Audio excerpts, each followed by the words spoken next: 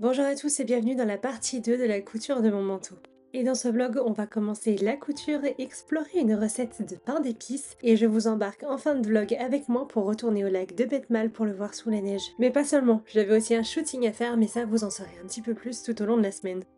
Mais bon, nous n'en sommes pas encore là, alors parlons couture. Étant donné que dans le patron, il était préconisé d'entoiler les poches passepoilées, et que moi et l'entoilage, ce n'est pas une grande histoire d'amour, j'ai décidé d'aller chercher le terlaton que j'avais en stock et de l'utiliser à la place du thermocollant. Et si au départ je ne voulais ni l'entoiler ni le thermocoller, je me suis dit qu'au fur et à mesure de l'utilisation et le fait que je passe constamment la main dans les poches, je risquais de déformer justement mes poches passepoilées. Et étant donné que je n'avais juste pas envie de passer autant de temps sur la couture d'un manteau pour massacrer les poches au bout de quelques utilisations, je me suis dit qu'utiliser du tarlatan était la bonne solution. Alors j'ai découpé le tarlatan aux dimensions de ma poche passepoilée que j'ai plié en deux et je les ai ensuite insérés directement dans mon lainage. Et pendant un instant j'avais hésité à ne laisser qu'une seule épaisseur, mais je me suis dit qu'étant donné que le lainage était assez épais tout de même, il fallait bien le maintenir correctement à sa place et que donc deux épaisseurs de tarlatan n'étaient pas exagérées.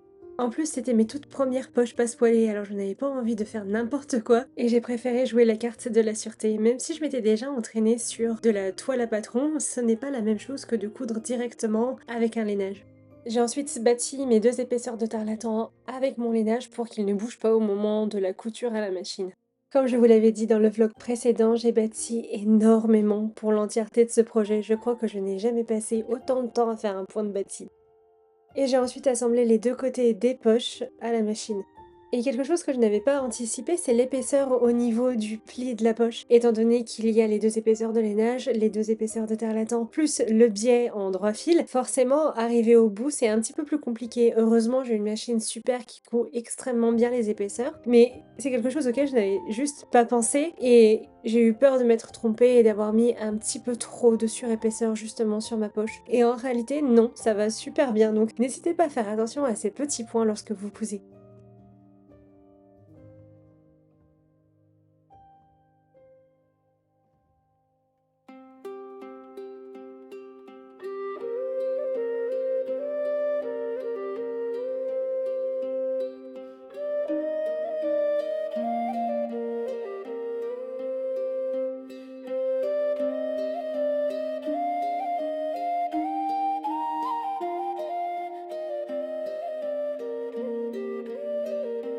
Une fois que j'ai terminé l'assemblage de mes poches, je suis passée à l'assemblage de la ceinture. Étant donné que j'allais devoir bouger les réglages de ma machine, je préférais d'abord faire directement la ceinture plutôt que de continuer avec les surpiqûres des poches. J'ai donc épinglé les deux parties de ma ceinture. Au début, je voulais le faire au pli, mais je n'avais pas assez de métrage pour pouvoir le faire. Et j'aurais mangé justement sur les chutes qu'il me restait pour pouvoir faire les coutures zéro déchet. Et également une autre qu'il me fallait absolument. Mais vous verrez ça un petit peu plus tard dans les formats courts au fur et à mesure du mois de décembre. Et ce lainage était quelque peu traître, alors il faut faire extrêmement attention lorsqu'on le coupe parce que sinon il s'amuse un peu à fuir à droite et à gauche et c'est extrêmement désagréable sous le pied de la machine et ensuite il faut tout défaire et recommencer et je n'avais pas très envie de ça. J'ai donc fait extrêmement attention en faisant attention de mettre peu d'épingles au moment de l'épinglage et pour pouvoir ensuite rattraper si jamais il y avait des décalages. Après il est vrai que j'aurais pu bâtir mais franchement pour une couture de 10 cm je trouve que ça aurait été un petit peu abusé.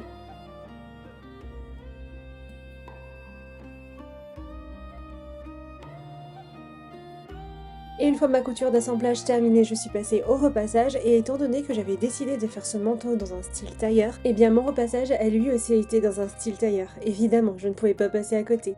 J'ai donc repassé ma couture à l'aide d'une passe sèche pour éviter d'écraser les fibres de la laine et risquer de la brûler, avant de venir dégarnir les bords pour éviter qu'ils ne ressortent au moment de l'assemblage final.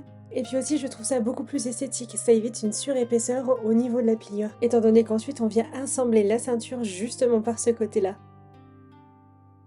Et puis j'ai dégarni ma couture en la réduisant à 5 mm tel qu'il était préconisé dans le patron. Et de toute façon je pense que je l'aurais fait, c'est beaucoup plus esthétique et ça évite justement de grandes surépaisseurs. J'ai ensuite ouvert ma couture au fer et c'est assez long étant donné que c'est un lainage qui est assez épais, plus la pâte sèche. Ça demande énormément de temps au fer tout simplement d'ouvrir la couture, surtout qu'il était sur chaleur assez basse pour éviter de brûler la laine. Alors normalement j'aurais pas dû pouvoir la brûler étant donné qu'il y avait la pâte sèche, mais au cas où j'ai préféré faire comme ça. Et j'ai ensuite aplati la couture à l'aide d'un clapeur de tailleur. Et une fois l'envers correctement plaqué, j'ai fait exactement pareil sur l'endroit. Mais cette fois-ci, pour éviter qu'il n'y ait trop de marques sur le lainage, j'ai mis le clapeur directement sous le tissu. Ça permet d'absorber l'humidité et surtout d'éviter qu'il y ait trop de marques. Et j'ai commencé l'épinglage de la ceinture en commençant par la couture du milieu, et en faisant attention que celle-ci se chevauche bien, car même si techniquement parlant un côté est plaqué directement sur le manteau et que ça peut ne pas se voir, je préfère quand même avoir un alignement parfait. J'ai ensuite épinglé les extrémités avant de venir positionner une épingle au milieu, entre la couture du milieu et la couture d'extrémité, et au fur et à mesure j'ai fait de nouveau un épinglage au milieu du milieu pour résorber les embus et être sûr que tout soit aligné et qu'il n'y ait pas de mouvement qui puisse faire qu'il y ait un bourrelet au niveau de la ceinture. J'ai ensuite noté ma marge de couture de 1 cm en faisant attention de laisser une ouverture pour pouvoir retourner la ceinture par la suite. En commençant la couture par l'un des extrémités de la ceinture, mais avec un petit peu de réflexion en fait, je me demande si je n'aurais pas plutôt dû commencer par le milieu, faire ensuite la première partie et faire une reprise au milieu de la ceinture pour faire l'autre côté. Je pense que ça aurait été beaucoup plus joli comme ça, même si là elle se tient plutôt bien, j'aurais préféré au final le faire en 2 fois. Car même si j'avais résorbé les embus, il en restait encore un petit peu et heureusement grâce aux techniques de tailleur j'ai pu les résorber entièrement avec le fer, mais il n'empêche que ça m'aura pris un bon petit moment alors que si j'avais fait directement ma couture comme cela, ça m'aurait pris beaucoup moins de temps. J'ai ensuite repassé la ceinture, mais cette fois uniquement sur les marges de couture. Et comme le préconisait le patron, et de toute façon je pense que je l'aurais fait là également, j'ai dégarni l'entièreté de ma marge de couture à 0,5 mm. Avant de commencer à retourner la ceinture, et là ce fut vraiment un très long moment de solitude. Mon lainage n'était absolument pas coopératif et de toute manière je n'avais aucun outil pour m'aider. J'ai donc dû le faire entièrement à la main, mais ça va, j'étais en bonne compagnie étant donné que je me suis fait pendant ce temps-là un marathon Harry Potter. Et oui, le lainage est vert, la doublure sera noire, mais chut, je vous ai rien dit, c'est encore une surprise. Forcément, ça m'a fait penser à Serpentard, et donc j'ai eu envie de me refaire les Harry Potter en plein milieu de cette couture. Et bon, accessoirement, d'après les tests, c'est ma maison. Si j'avais dû aller à l'école de sorcellerie de Poudlard, j'aurais terminé chez Serpentard. Et si je ne suis pas en accord avec toutes les valeurs de Serpentard, pour beaucoup, c'est le cas. Ça y est, j'ai réussi à retourner l'entièreté de ma ceinture, maintenant je passe aux surpiqûres. Le problème c'est que si la machine au départ a très bien fonctionné et a très bien fait ses surpiqûres sans trop de problèmes, à un moment donné, c'est parti en vague. J'avais l'impression d'avoir un ouragan sur la ceinture, j'ai donc arrêté et tout est fait. Pour revenir à la couture de mes poches, j'ai commencé par dégarnir là encore les marges de couture comme il était préconisé dans le patron. Et de toute manière, vu l'épaisseur que rajoutait le tarlatan, valait mieux que je le fasse, parce que sinon je sais pas trop ce que ça aurait donné mais je ne pense pas que ça aurait été joli. Avant de retourner mes poches envers contre envers pour pouvoir les repasser. Et cette fois-ci, contrairement à la ceinture, ça a été vraiment très facile. Je me demandais si je n'allais pas un petit peu galérer avec le tarlatan et en réalité c'est complètement effacé. Enfin, effacé, je veux dire qu'il ne m'a pas trop embêté. Puis je l'ai repassé et enfin je l'ai plaqué à l'aide de l'enclume de tailleur et pendant ce temps-là je me suis occupée de la seconde poche. Je crois que c'est ce qu'on appelle une couture efficace. Pendant que la première poche était tranquillement en train de refroidir, je me suis occupée de la seconde.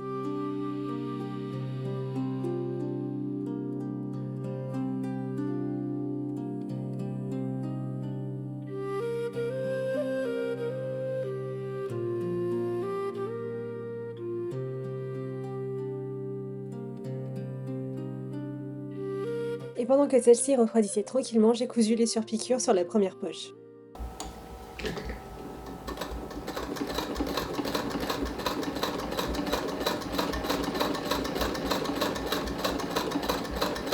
Et une fois mes surpiqûres terminées, je suis retournée chercher ma pièce de patron pour pouvoir marquer l'emplacement de mes poches. Et oui, je sais, dans le précédent vlog, j'avais dit que je les marquerais avant, mais j'ai réfléchi un petit peu et je me suis dit la crête tailleur ne restera pas marquée sur le lainage. Alors, je pense que le mieux en fait, c'est d'attendre le moment où je vais commencer à les coudre. Et comme je ne voulais pas les bâtir étant donné que ça risquait de poser problème après pour les retirer une fois que c'était cousu, j'ai préféré faire comme ça. Et honnêtement, la clé pour réussir ces poches, c'est vraiment de marquer au millimètre près l'entièreté des informations de la poche. Parce que, et je n'abuse pas, le moindre millimètre de décalage se voit. Et ça se voit énormément, du moins pour un œil avisé. Et comme vous le savez, pour moi, ça ne sert à rien de commencer quelque chose si au final, eh bien, tout est mal fait. Autant s'abstenir et ne pas le faire. Et j'avais vraiment envie de faire ces poches. Et je pense que si je n'avais pas été sûre de moi et de ma capacité à pouvoir les faire à au moins 70%, je ne les aurais tout simplement pas faites du tout. Il était hors de question pour moi de me retrouver avec des poches monstrueuses ou des poches qui ne soient pas à la bonne taille ou même encore qui ne soient même pas à la bonne hauteur.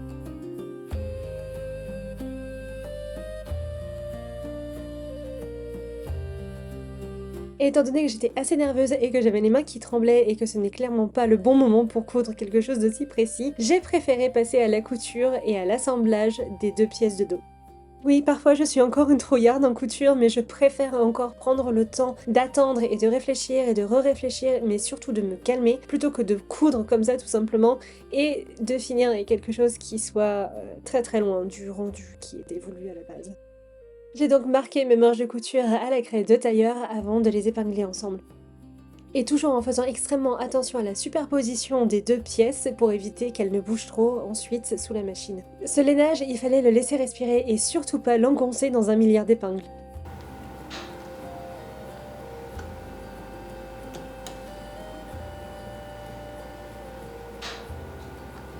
Eh? Oh? Oh? Je suis pas d'accord là?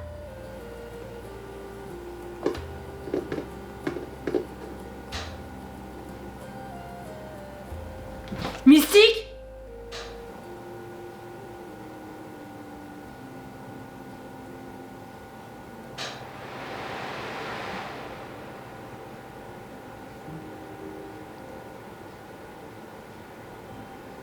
Attention, hein?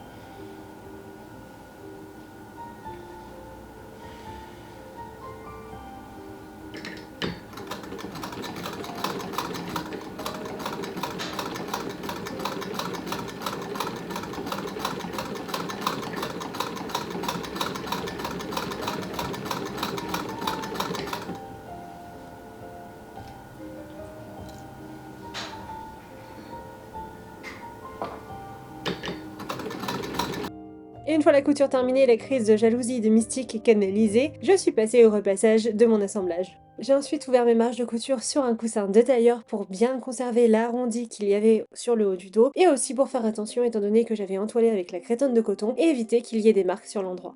Et encore une fois pour ce repassage, j'ai utilisé la pâte sèche pour ne pas brûler la laine et pour éviter de l'écraser. Et je trouve que c'est vraiment un repassage assez perturbant étant donné que l'on ne voit rien et qu'il faut se fier uniquement à la sensation de ses doigts. Enfin, presque. Moi, au fur et à mesure que le fer avançait, je regardais sous la pâte sèche pour être sûre de bien faire les choses correctement. Et d'ailleurs, dites-moi, est-ce que vous aussi vous avez déjà fait un repassage entièrement à la pâte sèche ou à la pâte mouille et qu'en avez-vous pensé ?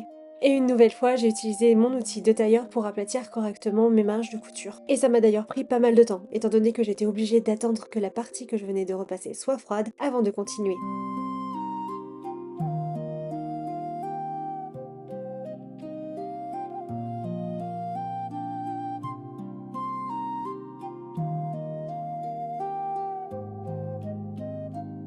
Et comme pour la couture de la ceinture, j'ai aussi repassé sur l'endroit du tissu en faisant attention de ne pas marquer les marges de couture sur l'endroit. Même si je pense qu'il n'y avait pas réellement de risque, étant donné que mon fer n'était pas très chaud, il était même quasiment froid. Et d'ailleurs, je me suis posé plus d'une fois la question de comment j'arrive à repasser alors qu'il est tout juste chaud. C'est un mystère.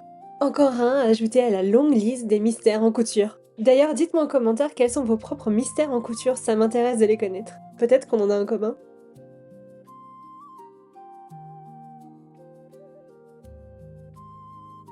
Et pour pouvoir correctement former la fente, il fallait cranter. Et là, je me suis retrouvée face à un problème.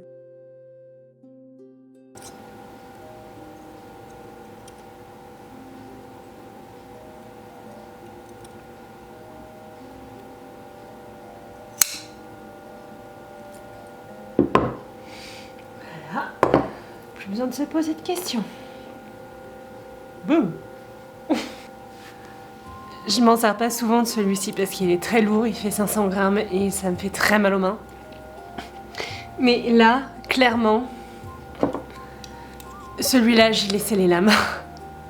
Et avec le fait que c'est qu'il y ait le biais là juste ici. Enfin le biais, c'est pas c'est un faux biais, c'est un droit fil en fait. Ça passait pas. Alors qu'avec lui, bah ça n'a pas fait un pli. Et avec ma soeur, on regardait souvent un dessin animé, alors j'ai plus le nom du tout. Et à un moment donné, ils font exploser une porte et ils disent moi les portes, elles me supportent. Et clairement, vous prenez un accent un peu comment Attendez, je vais mettre comme ça sera peut-être plus agréable.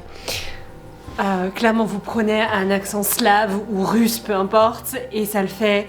Et là, clairement, c'est ça. Sauf que là, c'est moi, la couture, elle me supporte. Voilà. Juste la petite anecdote comme ça. Je m'en sers pas souvent, mais alors, à chaque fois, il m'a sauvé la mise.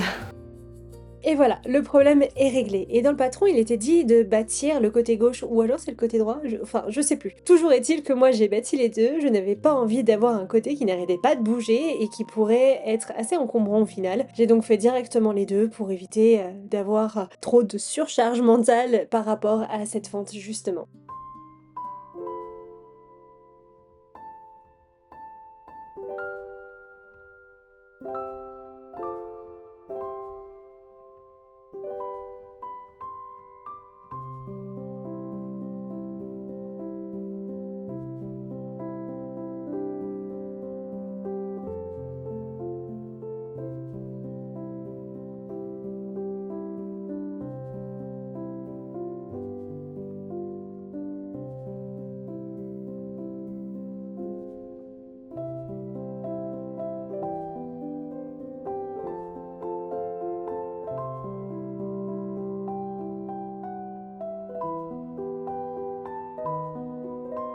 J'ai ensuite contrôlé la largeur de ma fente pour être sûre que je ne lui avais pas donné un faux pli, avant d'entamer la longue, très longue étape de ganser les coutures.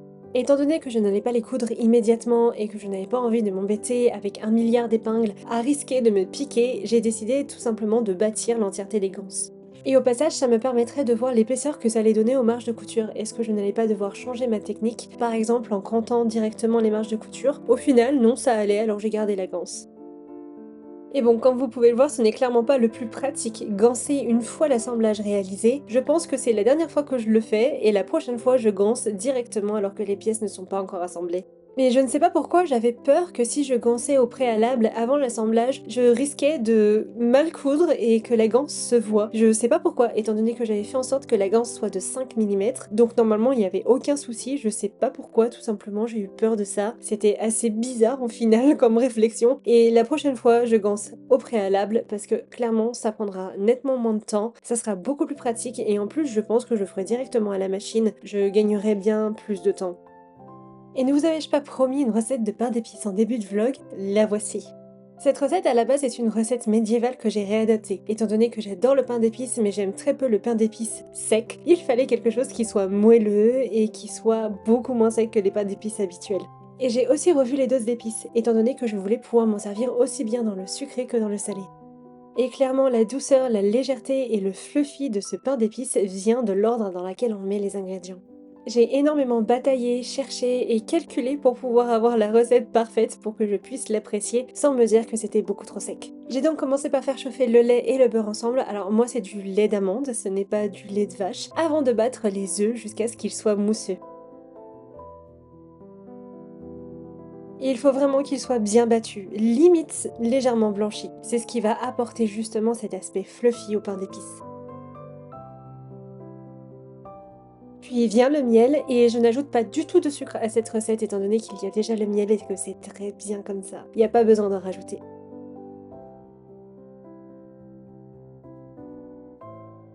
Une fois le miel un petit peu délayé, j'ajoute une partie de mon mélange de farine et d'épices. Et une fois ma farine correctement incorporée à ma préparation, j'ajoute le lait et le beurre fondu. Et je ne sais pas pour vous, mais pour moi, le pain d'épices, c'est une recette emblématique des fêtes de Noël. J'adore en préparer chaque année à cette époque de l'année, et même que parfois j'aimerais bien pouvoir en faire dans le courant de l'année, tout au long de l'année, mais je me restreins à cette période justement pour mieux l'apprécier. Et si vous voulez tester cette recette à la maison, vous trouverez dans la barre de description le lien vers ma boutique Patreon.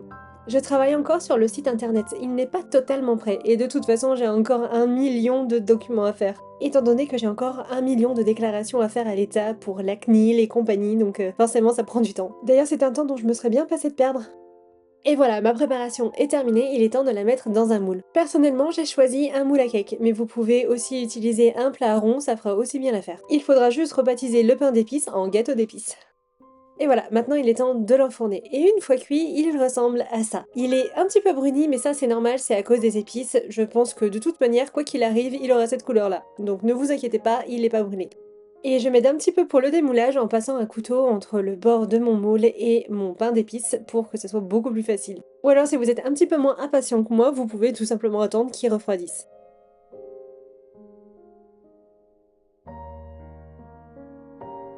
Et voilà le résultat, un beau pain d'épices. Et comme je suis toujours impatiente, je l'ai coupé directement. Normalement, il faut attendre un tout petit peu, le temps que la température redescende au cœur. Moi, j'ai pas pu attendre, j'ai directement ouvert pour vous montrer ce que ça donnait à l'intérieur. Et voilà la consistance parfaite pour moi pour un pain d'épices, doux, fluffy, limite spongieux. C'est la perfection incarnée pour un pain d'épices qui ne soit pas trop sec. Et maintenant, retournons à notre couture. Et je ne pouvais plus reculer, il était temps pour moi maintenant de m'occuper de la couture des poches. J'ai donc épinglé ma première poche directement sur mon tissu, alors la créatrice disait de le bâtir, mais encore une fois, étant donné que ça pouvait se voir entre les points, que le fil de bâti n'était pas forcément indiqué pour ce genre de couture, je trouvais, je n'avais pas envie de batailler pour pouvoir le retirer par la suite si un point cousait dessus, etc. J'ai décidé de faire directement à l'épingle. Et oui, je sais, j'ai peut-être pris un risque, mais j'avais trouvé une technique qui me permettait de garder correctement alignée ma poche au repère que j'avais tracé sur mon lainage. Et étant donné que je ne comptais pas bâtir, j'ai pris énormément de temps pour positionner mes épingles, pour être sûre qu'elles soient alignées correctement et que ça ne bouge pas trop au moment où je le mettrai sous le pied presseur. Mais outre cela, j'ai eu énormément de mal à faire passer les épingles sur les épaisseurs. Elles ne voulaient tout simplement pas piquer correctement. Pour vous dire, elles avaient plus de facilité à me piquer les doigts qu'à piquer le tissu.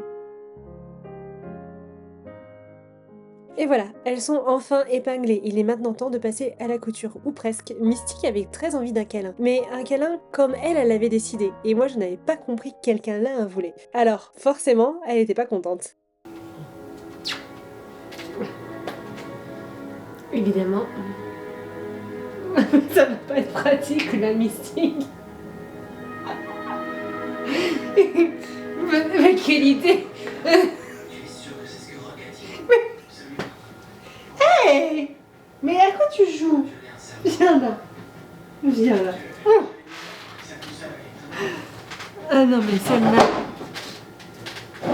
Et après ce petit moment pétage de plomb de Mystique, il est temps de repasser à la couture. Et là, il faut faire très attention à ce qu'on fait. D'ailleurs, je crois que ça se voit, étant donné que je suis presque couchée sur la machine pour voir ce qu'elle fait.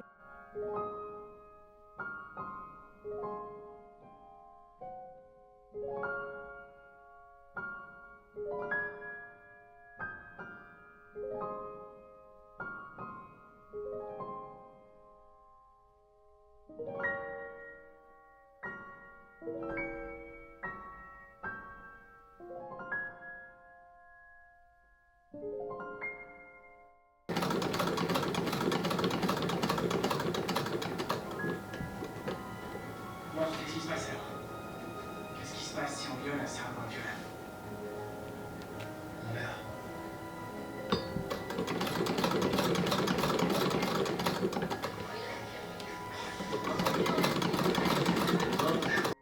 Une fois la poche extérieure piquée, j'ai été chercher l'un des deux sacs de poche pour le superposer à la première piqûre. Et si le premier épinglage avait déjà été compliqué, le second était encore pire, étant donné qu'on ajoutait en plus l'épaisseur de la crétonne de coton, c'était pire.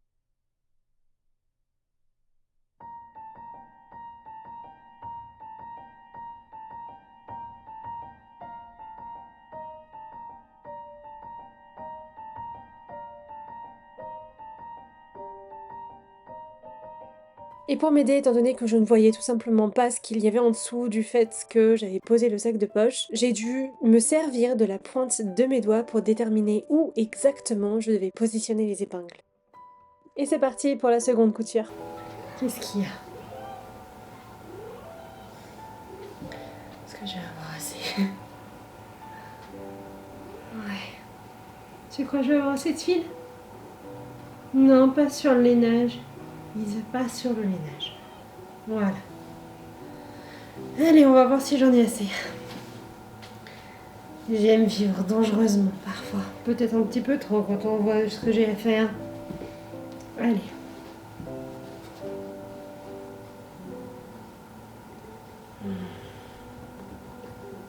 Eh, Mystique!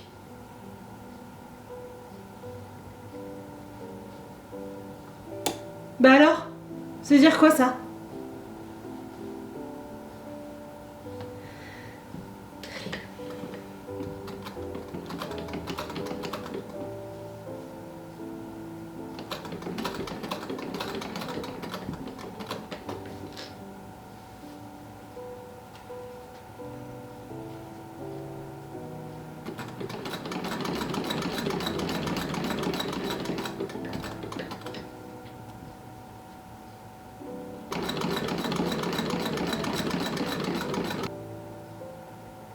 Et pas assez de fil.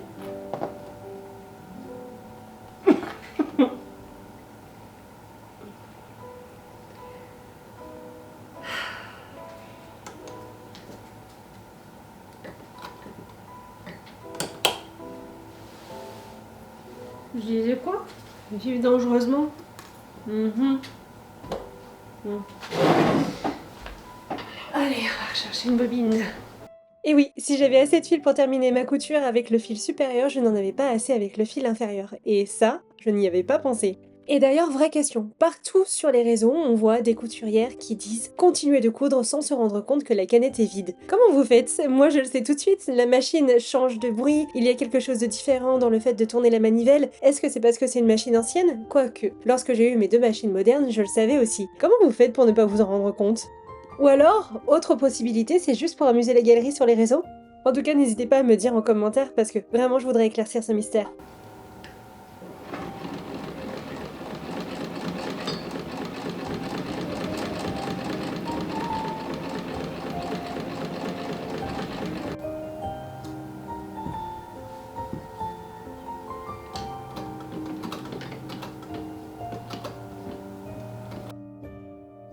Et encore une fois, Mystique a volé la vedette à la couture. Pour une fois, elle y est arrivée. Même si on voit que ses oreilles, on ne voit absolument pas ce que je fais. Mais c'est arrivé tellement de fois sur la couture de ce manteau que je ne pouvais ne pas les mettre dans les vlogs.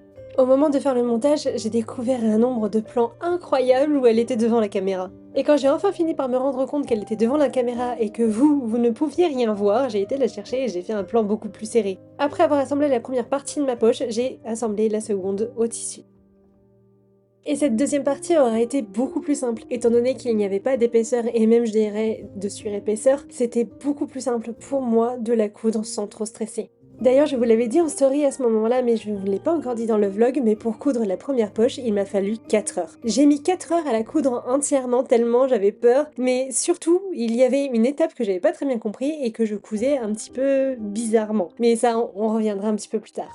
Et là, c'est vraiment le moment de la révélation, un véritable acte de foi, ouvrir la poche. Il faut pas se tromper, il faut bien couper au bon endroit, ne pas couper trop loin pour éviter de couper la couture, mais aussi se faire confiance concernant les assemblages qu'on a fait précédemment et se dire que c'est bon, on a bien tout regardé, que tout va bien et qu'il n'y aura aucun souci. Et c'est d'ailleurs étonnant que ça ne se voit pas à la caméra, mais je tremblais à n'en plus finir. Et maintenant, le moment de révélation. Retournez la poche sur l'envers. Est-ce que c'est bien cousu? Est-ce qu'il n'y a pas de décalage? Est-ce que je ne me suis pas trompée?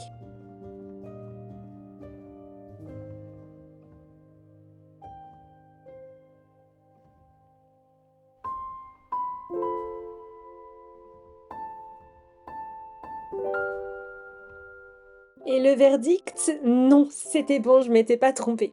Et pour plus de facilité et pour être sûr que ça ne bouge pas trop, j'ai directement bâti au niveau de la couture au-dessus de la poche. Moi, ça me servait de repère sur l'envers, mais aussi ça permettait à réduire un petit peu les surépaisseurs et éviter que la couture ne bouge trop et qu'il y ait un décalage au moment de l'assemblage du sac de poche. Et j'ai également bâti la poche passe-poilée pour qu'elle reste correctement à sa place et qu'elle évite de passer devant, derrière, de bouger constamment et de risquer de fausser justement l'emplacement de mon sac de poche. Parce qu'au début, je ne l'avais pas fait et à un moment donné, j'en avais marre. Et voilà le point qui m'a un petit peu posé problème, le triangle concernant l'ouverture justement de la poche. Je le cousais de la mauvaise manière, c'est-à-dire sur le mauvais fond de poche, donc forcément ça créait des décalages et ça créait des espèces de petites bulles qui étaient assez disgracieuses. Et le temps que je comprenne, il m'a fallu un certain petit moment. Et en même temps, je cherchais quelque chose d'hyper compliqué. Et il faut dire, je n'avais jamais fait de poche passe-poilée, donc en même temps, je pouvais que me poser des questions. Et ça semblait tellement facile dans le tuto de la créatrice que je me disais qu'il y avait forcément quelque chose qui n'allait pas avec moi. Et effectivement, il suffisait juste d'assembler le petit triangle, ou plutôt de pré-coudre le petit triangle à l'aide d'un fil de bâti sur le fond de poche du dessous, et non pas sur celui du dessus. Et là, tout se passait vraiment très bien. Des fois, on cherche vraiment des complications là où il n'y en a pas. Mais enfin, j'ai ensuite assemblé mon fond de poche endroit contre envers à 1 cm du bord au lieu des 2 cm préconisés dans le patron. Je voulais quelque chose d'un petit peu plus profond et de toute façon ça allait très bien avec 1 cm de marge de couture. Et je dois dire que je n'ai pas très bien compris pourquoi 2 cm de marge de couture pour les poches. Si vous avez un début de réponse, n'hésitez pas à me le dire en commentaire. Et dans la foulée, j'ai cousu les 2 petits triangles et cette fois-ci, étant donné que je les avais attachés avec le bon fond de poche, forcément, ça s'est fait tout seul.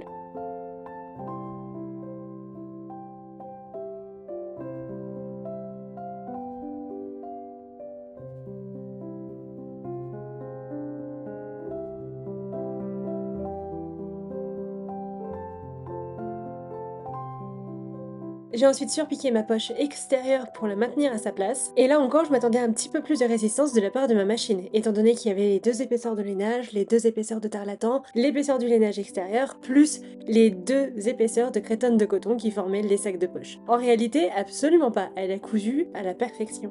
Et depuis le temps, je ne devrais plus être étonnée des prouesses que fait cette machine, mais je le suis encore aujourd'hui, peu importe le nombre d'épaisseurs, le nombre de temps ou les tissus qu'elle coud, j'ai toujours cette même sensation de waouh, elle peut faire ça? Bah oui en fait, elle peut le faire, c'est pas la première fois qu'elle le fait, tu le sais Mélanie. Il est temps que ça rentre dans ton esprit et que tu arrêtes de te poser les questions et que tu lui fasses à 100% confiance.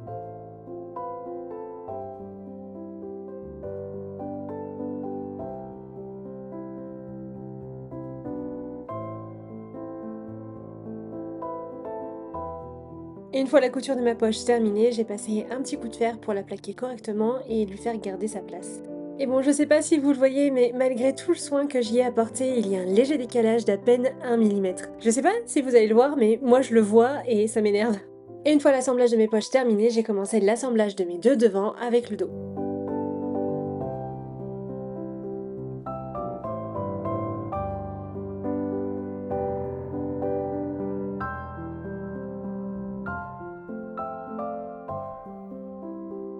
Et comme vous pouvez le voir, la couture de ces poches aura été énormément stressante pour moi, étant donné déjà que la première m'aura pris 4 heures et la seconde 2 heures, et que jusqu'au bout j'ai douté. Jusqu'au bout je me suis dit, non, tu t'es forcément trompé, c'est trop facile que tu y arrives du premier coup. Et en réalité, j'ai réussi, même si c'était pas vraiment du premier coup. On oublie souvent que la couture c'est prendre son temps, et qu'il ne sert à rien de faire un vêtement complet en l'espace d'une journée si c'est pour mal le faire.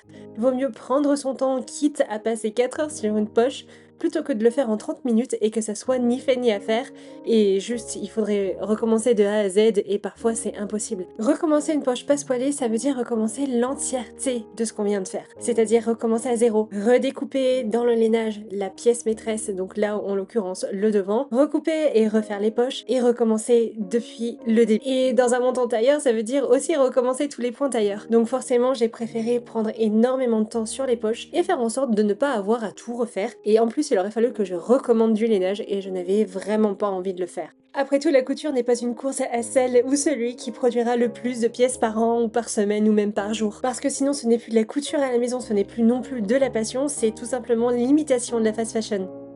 Mais bon, il s'agit d'un vaste sujet et je pourrais clairement en parler pendant des heures. D'ailleurs, il y a vraiment matière à faire lorsque l'on voit ce qu'il y a sur les réseaux sociaux. Mais souvenez-vous, en début de vlog, je vous avais promis de vous emmener au lac de Bête Mal pour le voir sous la neige. Et la dernière fois, je ne vous avais pas raconté sa légende. Alors c'est parti, une petite visite sous la neige et la légende du lac de Bête Mal. Ou plutôt devrais-je dire des légendes, puisqu'il y en a plusieurs. Quand la neige s'installe sur Bête Mal, le silence devient presque une musique. Le lac se part d'un bleu profond différent des reflets verts de l'automne, un bleu froid, limpide, presque immobile. Et les bouleaux, bien droits au bord de l'eau, semblent garder le secret du lieu. Ici, on raconte qu'autrefois vivait une femme mystérieuse, guérisseuse pour les uns, sorcière pour les autres. Elle connaissait les plantes, les remèdes, la forêt, la montagne l'écoutait presque autant que les habitants venaient lui demander de l'aide. Mais un jour, la peur prit le dessus. L'Inquisition traversa la vallée et les habitants, effrayés, influencés, se retournèrent contre elle. Poursuivie jusqu'aux rives du lac, elle comprit qu'elle n'aurait nulle part où fuir. Alors, dans un geste aussi désespéré que libre, elle se jeta dans l'eau glacée. Et on dit qu'avant de disparaître sur la surface, elle prononça une promesse. « Je resterai ici, aussi longtemps que les montagnes garderont leur neige. » Et depuis, certains affirment que lorsque le vent se lève, l'eau ondule comme si quelque chose ou quelqu'un veillait encore sur Bête Mal.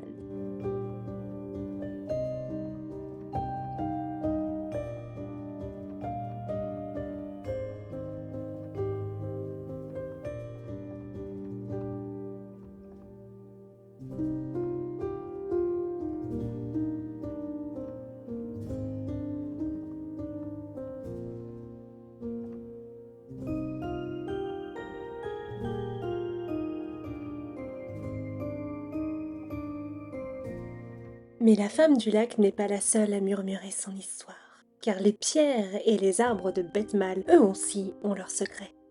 Plus haut, dans la vallée, on trouve des pierres immobiles depuis des siècles. Des pierres que les anciens appelaient les pierres sentinelles. Elles semblent posées là par hasard, et pourtant, lorsque la neige les recouvre, on dirait qu'elles veillent. On racontait qu'elles guidaient autrefois les voyageurs perdus, et que ceux qui posaient la main dessus ressentaient comme un frémissement discret. Un battement très ancien, presque celui de la montagne elle-même. Et puis, il y a les arbres. Ici, les bouleaux qui entourent le lac paraissent simples, presque fragiles. Mais la légende dit qu'ils abritent de petits esprits, des fées discrètes qui n'aiment ni le bruit ni l'agitation. On disait qu'en hiver, lorsqu'il fait très froid et que tout est silencieux, elles glissent entre les troncs, effleurent l'écorce et que leur passage fait teinter la neige comme de minuscules clochettes. Certains affirmaient même avoir vu, les nuits très claires, un léger halo apparaître à la surface du lac. Comme si ces fées venaient y déposer un peu de lumière avant de disparaître dans l'ombre des bois. Des histoires bien sûr, ou peut-être pas. Mais ici, avec la neige, le silence et la manière dont le lac respire doucement, on a presque envie d'y croire. Et vous, est-ce que vous y croyez ?